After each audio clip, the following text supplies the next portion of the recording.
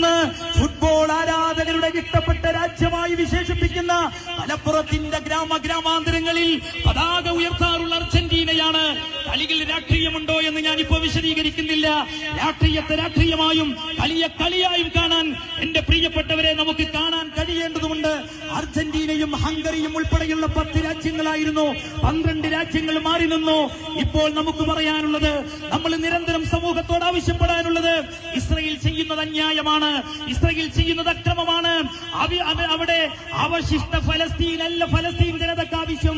ഇസ്രയേലിന്റെ ആവശ്യം രാജ്യമില്ലാത്ത ഫലസ്തീനെ മുസ്ലിമീങ്ങളാണ് ഫലസ്തീനിൽ സമ്മാനിക്കാൻ ഇസ്രയേൽ കൊതിക്കുന്നതെങ്കിൽ 1967 യുദ്ധത്തിൽ ഇസ്രയേൽ പിടിച്ചെടുത്ത സർവ്വഭാഗങ്ങളും നിരുപാധികം ഫലസ്തീനിന് വിട്ടുകൊടുത്തുകൊണ്ട് സ്വതന്ത്ര ഫലസ്തീൻ രാഷ്ട്രം യാഥാർത്ഥ്യമാകാൻ എന്റെ പ്രിയപ്പെട്ടവരെ, ഫലസ്തീനിലെ ഗസയിലെ സഹോദരങ്ങളോട് ഐക്യപ്പെടാൻ എന്റെ പ്രിയപ്പെട്ടവരെ നമുക്ക് കഴിയേണ്ടതില്ലേ?